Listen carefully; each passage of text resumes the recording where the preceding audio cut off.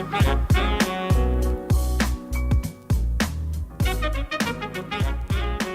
everyone, my name is David Ernst, and this is Liquid Future. This is a new podcast we're starting about healthier democracy. We're really focused on a future that's built around liquid democracy, a much healthier way that we can include many more people, have much less corrupt government, and have much smarter democracy. The idea behind this podcast is to create a lot more content and empower people to understand these ideas. And so we're going to be talking about the platform we've created, Liquid US. We're going to be talking about current events. We're going to be talking about liquid democracy, the idea more generally. And we're going to bring on some really interesting people with cool work as interview guests. The format's going to be a mix of one single videos like this one, and also later more interviews with other people. We're really excited about this. It's an experiment. We're still figuring it out, and we'd love to hear from you what works and what doesn't. So just to start, let's just quickly recap sort of where the problems are at, where we're at right now. A lot of people are really frustrated by the state of democracy in the world and what sort of lack of trust a lot of people have in our politicians, government, some of our institutions. And to be more specific, it really boils down to a few problems. A lot of people aren't so sure if the people elected are always the right people that ought to be in there or know how to deal with some of these problems. A lot of people are really concerned about the amount of money involved in politics and the amount of fundraising that's involved and what sort of ways that biases decisions that are being made and just really biases priorities of where politicians are being forced to spend their time. Another issue that a lot of people get really frustrated about is the fact that in America especially, we're really dominated by red team versus blue team, this two-party duopoly, very limited options. And nowadays there's actually more independents than members of any one party. That's not to say they're identical or equivalent by any means. Of course, they definitely have their differences, but the vast majority of Americans, a strong majority, would prefer more than just two options. And that's really limiting the current system and creating this sort of lesser of two evils situation we find ourselves in. And on top of that, there's a lot of people that just feel like they're not really represented. They don't necessarily know their representatives all that much, some, to different degrees. And there are a lot of communities that don't really feel like they have a seat at the table. And there are a lot of topics and issues that really are pressing in our communities that sometimes we don't really see our elected leaders respond to as effectively or as timely as we would like.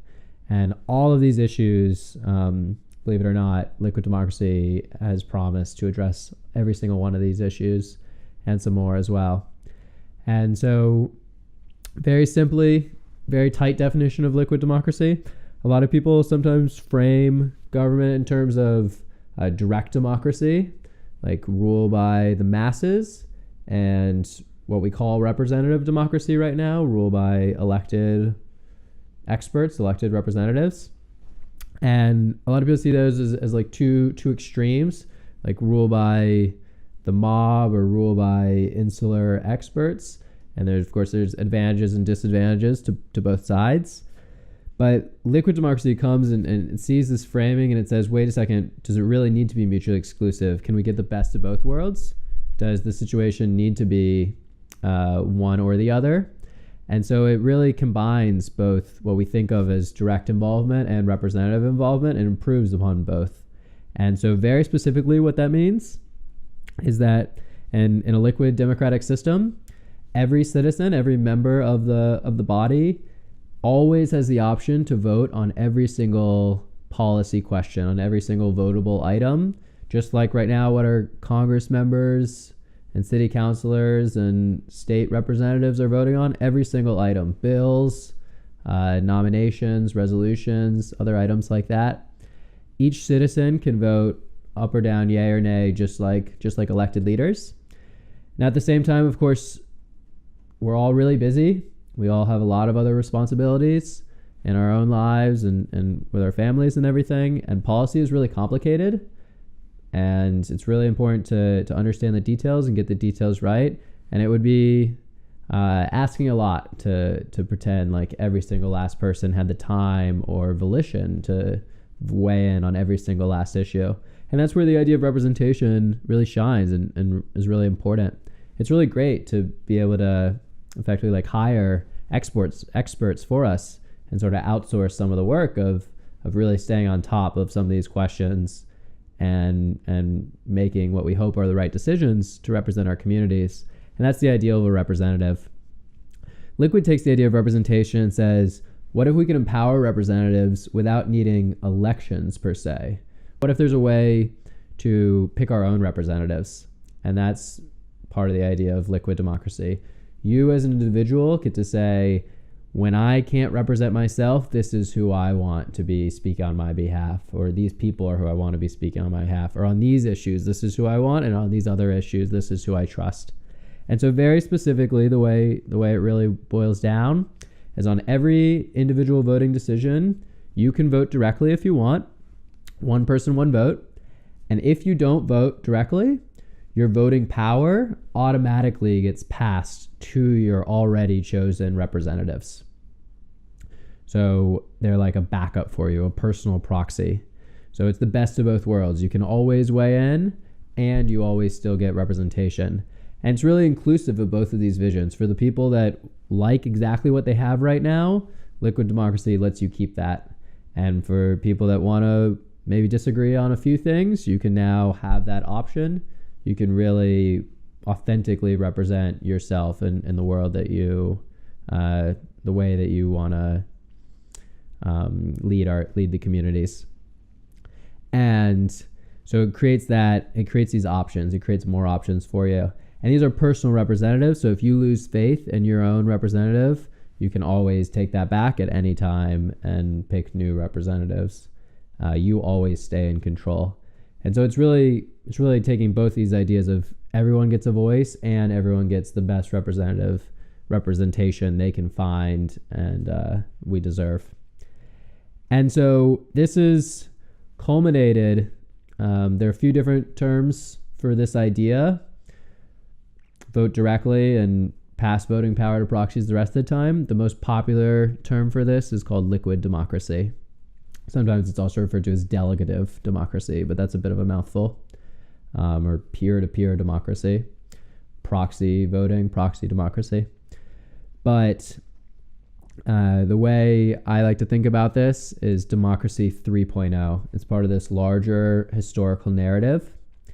The ideas of one person, one vote go back thousands of years to like ancient Athens from the year 400 BC.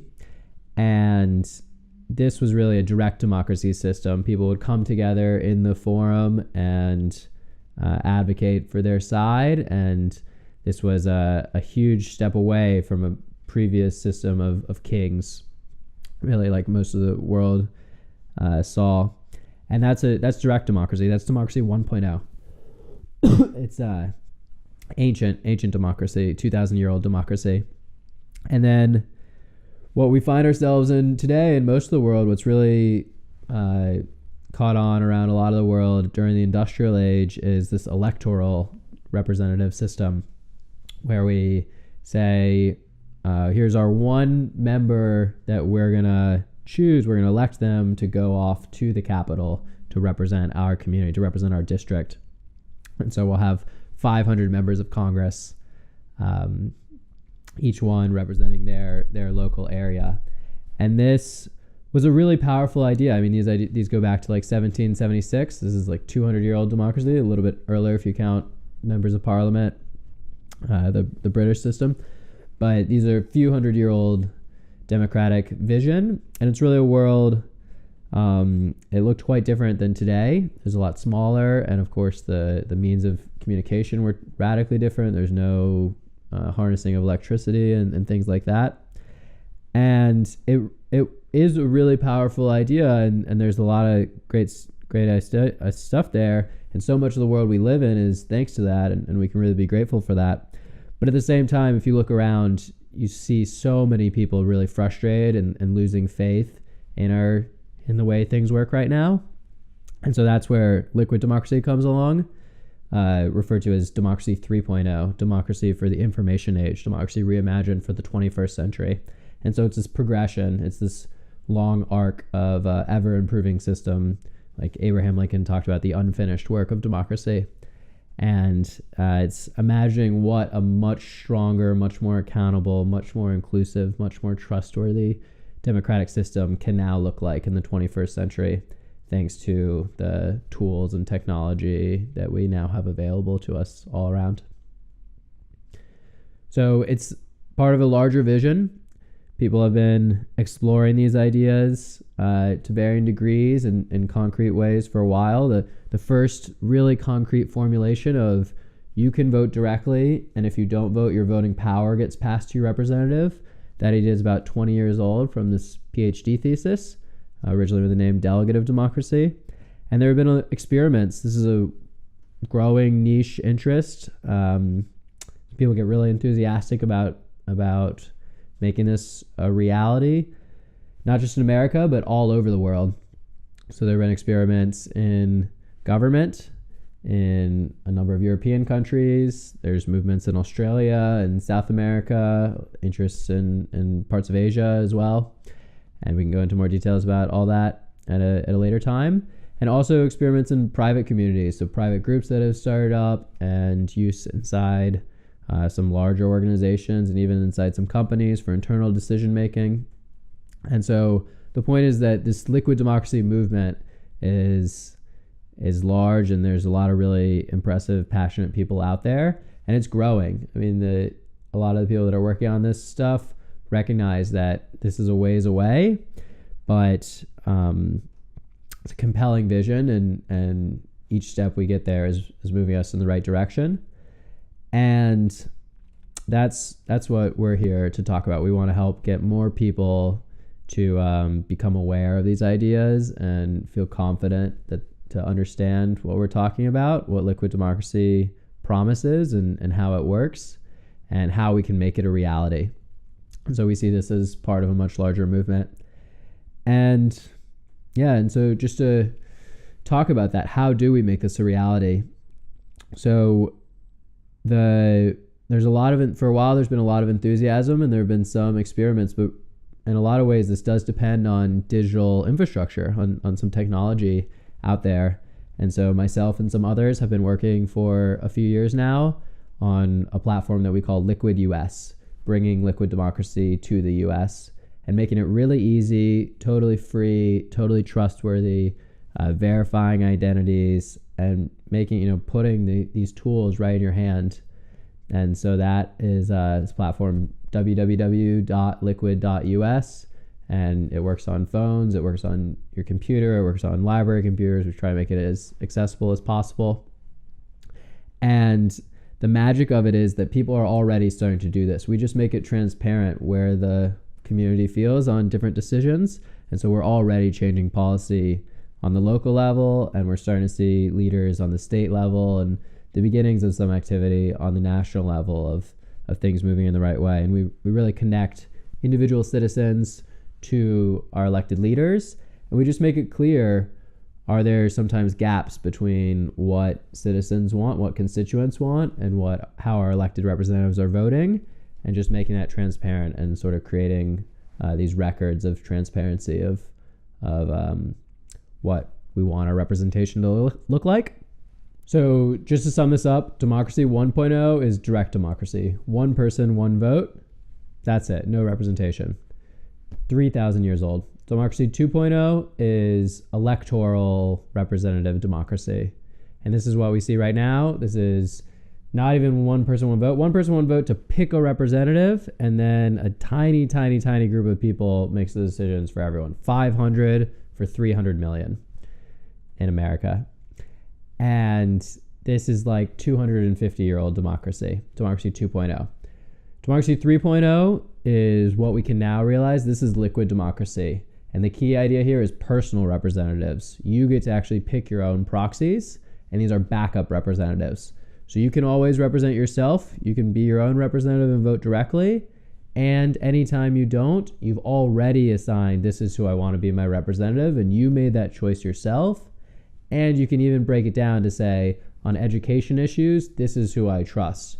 On healthcare issues, this is who I trust. On science issues, this is who I trust. On energy issues, this is who I trust. On foreign policy issues, this is who I trust. Because we all have different areas of interest and expertise and experience. Just like in our real lives, I didn't make this equipment, I didn't make this shirt, I didn't grow all the food that I eat, unfortunately. And it's an incredible world that we get to help each other out and trade and collaborate. And liquid democracy allows us to do that on a communal level as well, with the decisions that we're making as a whole body, in terms of the law we're making and some of these policy decisions. And so that's democracy 3.0. This is 21st century democracy, and this is the liquid future that we're making possible. So just to give an example, last month in the US, there was a large criminal justice bill that was voted on in Congress to make massive changes, some of the biggest changes that have been made to how we incarcerate people and who's getting incarcerated and for how long. Some of the biggest changes in over a decade. And it's a big bill, and there are a lot of details in there. It would be asking quite a lot to expect every last person to read the complete thing and make sure there's no gotchas slipped in or anything like that. And so direct democracy, although it might be authentic in a certain way, it's just asking a lot. It's really not efficient whatsoever. And so right now what we have is electoral representation. So every single one of us in America have representatives in Congress, 1 in the House and 2 in the Senate, whose job it is to read over and understand those bills. Of course, there's a lot of work out there, and so they don't necessarily always get a chance to read the complete bill. They have people on their staff helping them and experts helping them as well.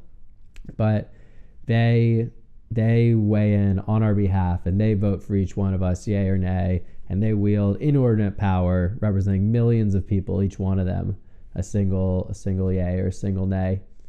And sometimes they do great, but not always, of course, or else we wouldn't be in the situation we are now, where unfortunately like 9 out of 10 people, you look at the numbers, like 9 out of 10 people disapprove of the job Congress is doing.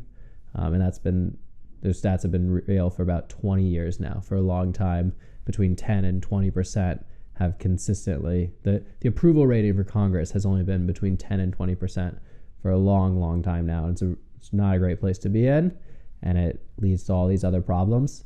And so that's the current system we have. In a liquid system, the world we're building towards, if you want to read into the bill, if you already are informed on this subject, you can vote, you can represent yourself as one person, and you can reach out to other people and have them back you and increase your own voting power on that decision as well, as one of 300 million. And at the same time, there are going to be experts out there that you look to, that you're listening to. And so we at Liquid US pull in all of the different opinions on these decisions, and we'll show you, here are the arguments in favor, here are the arguments against. You can see a mix of why people think different things are a good idea or bad idea. And you as an individual can say, these are the people that I consistently trust. If I'm not weighing in directly, if I'm not taking the time to look at this and understand it, then I want them to represent my voting power and the people that trust me as well. These are the people that I want representing me. And if you like what you have right now in the current system, if you like your current member of Congress, you have all the right in the world to continue to proxy to them and never weigh in. It's one of the really nice things about liquid democracy is it's 100% backwards compatible with our current system. It's inclusive of everything you're getting now. It just creates more options, more accountability, more power for you, more control for you of your own voice. So these ideas are really powerful, and a lot of people find them really compelling. But of course, this isn't the world that we live in right now. This isn't the way our voting system works right now. Right now, we are still in democracy 2.0 when you show up on election day and everything like that. And so the important, immediate next question, really practical question, is how do we make this a reality? A lot of people, when they imagine, oh, you're talking about like a constitutional amendment or changing the law in one way or another, that seems like an impossible uphill battle. Totally, that's not going to happen anytime soon. And so here's the killer idea. Here's what's really key and really powerful is that liquid democracy, we can transition to liquid democracy without actually even needing to change the law. We can do it right now. And the secret is what's called liquid candidates. And so a liquid candidate is someone who believes in this vision, who understands the vision and wants to make it possible for their community, for their neighbors. And so all they do is it's someone that runs within the existing system. They run for office to be elected to city council or the state house or Congress, for example, with one and only campaign pledge. They say, I actually want to represent my community as best as possible. That's it. And so if I get elected, I will make every single voting decision based on what my local liquid majority wants. If they vote yay, that's how I'll vote in the legislature, or vice versa for nay. And this is incredibly powerful because it puts the option to upgrade to Democracy 3.0 in the hands of the individual citizens in that community. And it's just one district at a time. You don't even have to convince the entire body. You don't have to convince the entire country. It can just be one seat at a time. And it's just enough people to get elected, which of course isn't easy by any means. Elections are still hard, and that's part of where all this problem comes from in the first place. But it's a lot easier than a constitutional amendment. In America, there are 100,000 elected positions, and a lot of people are doing this pretty regularly. And so there have already been over a dozen candidates in America that have been on the ballot and run for office as digital democracy candidates, saying, I will use these tools to hear from my community and vote based on how the community directs me, actually represent the community. And it's a growing number. I mean, as more and more people hear about this, more and more people get excited. And it's really easy. There are a lot of people who say, I never, care so deeply about living in a healthy republic and a healthy democracy, but I never saw myself running. I didn't want it to be all about me, but this vision is really compelling. I could actually see myself becoming a liquid candidate and advocating for these ideas. And so just based on early responses and the enthusiasm, we imagine that over time there will be so many more liquid candidates out there, and it'll just we'll just see growing movement. And it's really nice as well because it really isolates this transition to just that single seat at a time, which is a lot safer and a lot more responsible. Of course, we really believe in the power of these ideas, but like anything new, it's not going to be perfect on day one, and there are going to be some snags and things like that, of course. And so it's really great that with liquid candidates, rather than trying to change the entire system all at once overnight, we can isolate to just that one seat. And there's all these like emergency plan B ideas that people have of how do we respond in case this sort of problem or the other problem as well. And we can explore that with each liquid candidate. And so it means that the transition can just be one seat at a time. And as it goes well and people feel confident about it, then it becomes 2 seats, then it becomes 3 seats, and then it becomes 4 seats. It's just this growing thing. And there's this sense of inevitability as more people hear about these ideas. I mean, it's just incredible. The vast majority of people find this really compelling. I mean, if people are given enough time to really understand the full concept of what liquid means, you can represent yourself and you have representatives that you've chosen. I mean, the numbers, I've talked to thousands and thousands of people about this, regular people off the street. I was a liquid candidate myself and I got to meet a lot of people, and it's just incredible. It's like 9 out of 10 people are like, whoa, this is really exciting. That's something I really want to be a part of, and help to spread and share this as well. And so this is all part of our transition towards the liquid future, and it's really compelling. And if you're at all interested, do reach out. We want to make it incredibly easy for people to become liquid candidates. We've done it a number of times already. We're learning more and more what to focus on, what is more of a distraction, how to get onto the ballot, all the different things you need. And of course, the whole idea behind Liquid US, we've been building all the technology to make it totally free to start right now, right this second.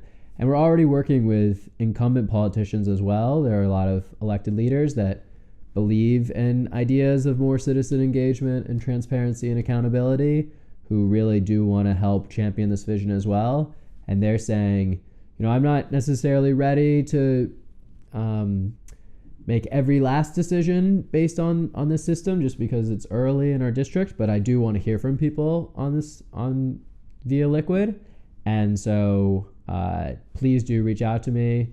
I do encourage that, and we'll even respond via Liquid and things like that. And so it's really great to see growing awareness and usage by elected leaders and pockets and city levels and state levels across the U.S. And we'll go into more details about that in the future as well. So we want to do more of a demo now as well and show more material about Liquid US, the platform itself.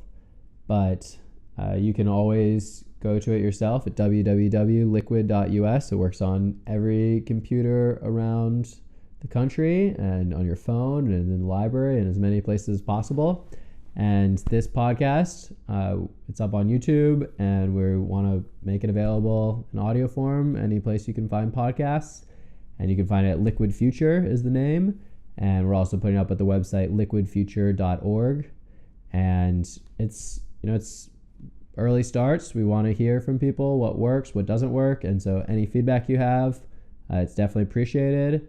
Again, our idea is to talk about liquid democracy and help explain some of the vision better, talk about new updates we've been making. We're constantly improving Liquid US and show how to use it, bring really interesting guests on and relevant people. And so if you have any suggestions there, we're always looking for more suggestions. That would be great.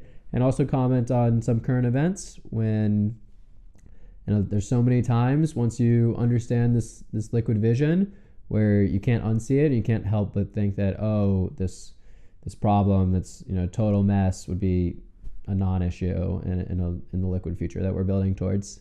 And so we want to help make that more clear as well. And so please do reach out with any feedback or commentary or anything like that. We're all in this together. Thank you very much. A lot of people say a picture's worth 1,000 words. Well, we have made this interactive little demo visualization just to really make these ideas a lot more clear and simple to understand. And so the way to understand this is starting with what we currently have, our electoral representative system. Each one of these circles around is like one citizen, one of us, one constituent. And each person, this is just to show a visualization on one item. So let's say the item is, do we want to pass the recent Tax Cuts and Jobs Act? This was a major piece of legislation that changes the way the entire tax code works, championed by the Trump administration in late 2017. And so each individual person can weigh yay or nay. That's what the different colors show. You can see they're being counted up here. So lots of different people are going to have opinions on it. Let's say people are not in favor of it. A huge group of people are against. A few people are for. A lot of people don't weigh in, don't really know about it. And so this is just a hypothetical example. That might be what it is, but in our electoral system, it doesn't really matter all that much what everyone else feels, because at the end of the day, it's just what this one elected rep in the middle here, their vote's the real one that counts in Congress. And so we made, just for this visualization, we made them a lot bigger here. So there's 25 people around the side, and this person in the middle is 25 times larger. But in reality, it would actually be more like 1,000,000 to 1.